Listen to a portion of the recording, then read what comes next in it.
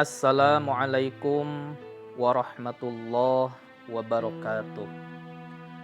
Dikisahkan bahwa sejak zaman azali bahwa iblis dan bala tentaranya, para syaiton, menjadi musuh manusia yang nyata.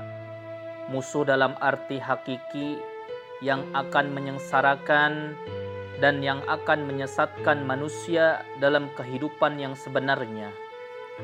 Kehidupan akhirat yang kekal abadi, tetapi dalam kehidupan dunia yang sementara ini, jika kita tidak waspada dan hati-hati, bisa jadi syaitan menjadi teman dan sahabat-sahabat kita yang sangat membantu, mendukung, dan memudahkan kehidupan kita sehari-harinya.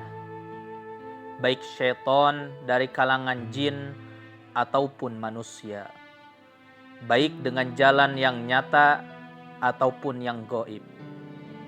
Tidak tanggung-tanggung upaya syaitan untuk menyesatkan ini dilakukan hingga titik terakhir kehidupan manusia, yakni ketika sakaratul maut. Ma'asyiral muslimin rahimakumullah, ketika manusia sedang menghadapi sakaratul maut, salah satu kesulitan atau kesakitan yang dihadapi adalah rasa haus yang tidak tertahankan sehingga seolah-olah membakar hati. Tidak hanya rasa haus secara fisik, tetapi bisa juga yang bersifat gaib. Mungkin orang-orang yang menjaga di sekitarnya telah memberinya minuman, tetapi rasa haus tidak serta-merta hilang.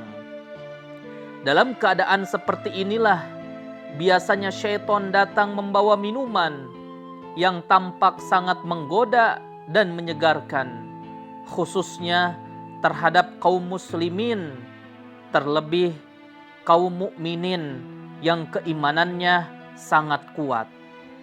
Sungguh mereka para syaitan itu sangat tidak rela jika seseorang itu meninggal dengan memperoleh keridhaan dari Allah Subhanahu wa ta'ala.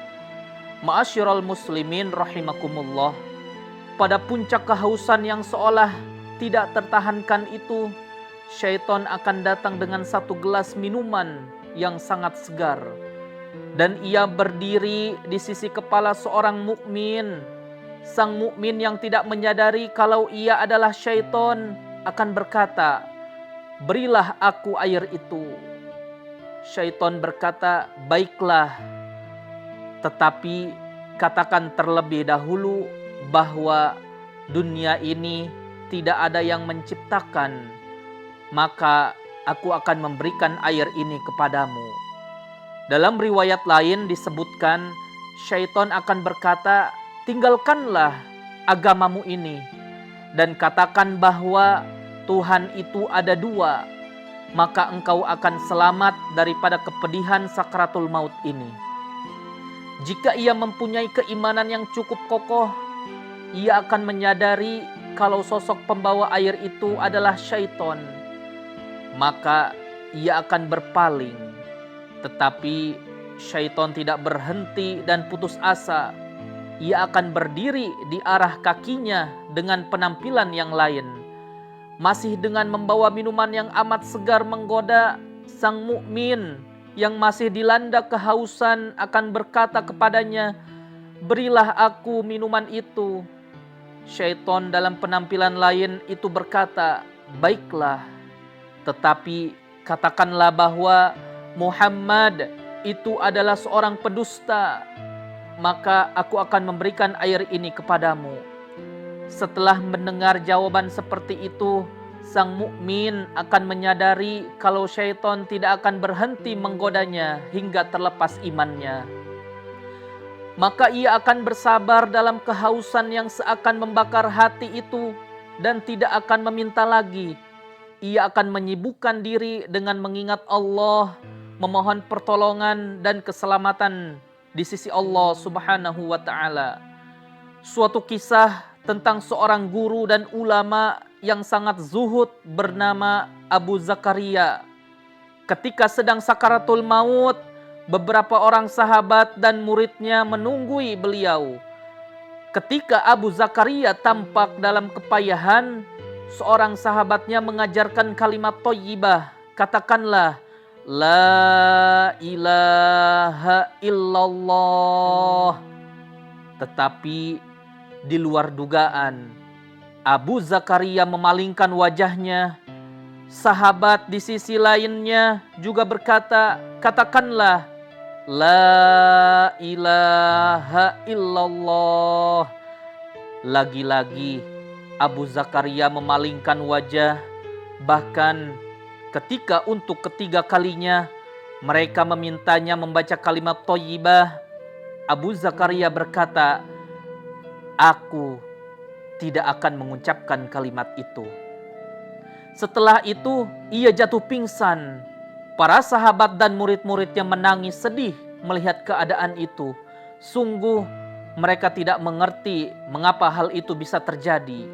Tetapi 1 jam kemudian Abu Zakaria siuman dalam keadaan yang lebih segar.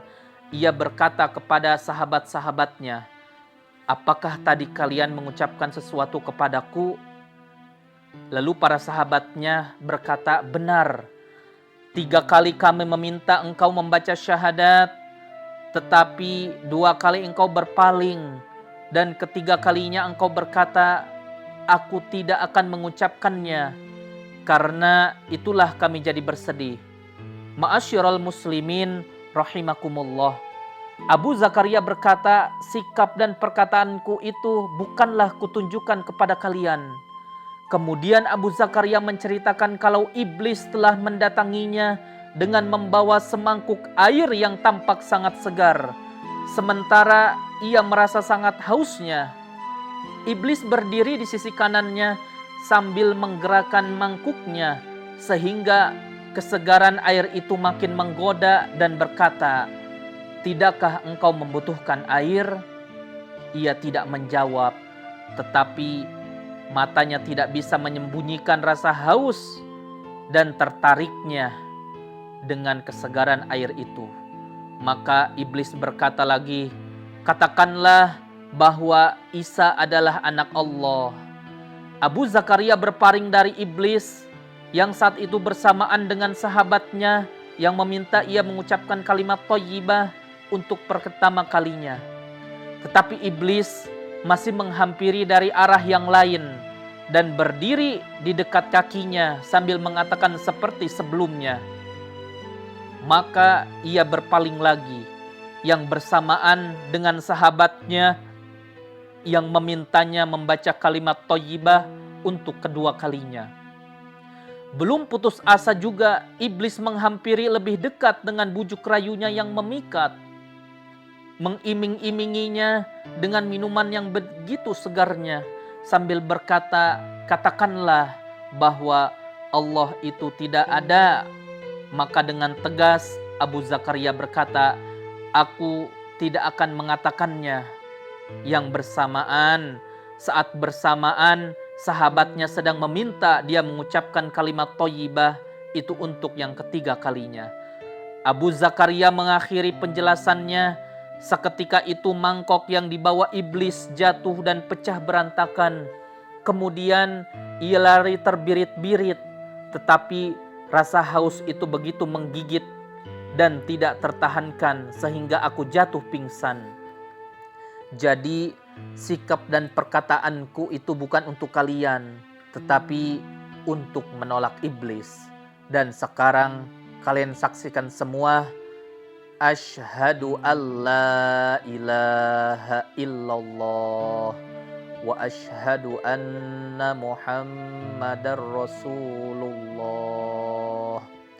Setelah itu tubuh Abu Zakaria melemah dan ia meninggal dunia dalam keadaan husnul khotimah. Masya Allah. Dari kisah itu dapat banyak sekali kita mengambil hikmah bahwa kuatkan iman kita, kuatkan takwa kita kepada Allah Subhanahu wa ta'ala, sampai dengan ajal menjemput, karena iblis menggoda itu hingga akhir hayat kita. Maka bentengi jiwa kita, hati kita dalam penuh keimanan kepada Allah Subhanahu wa taala, agar kita semua meninggal dalam husnul khotimah. Amin. Amin Allahumma amin.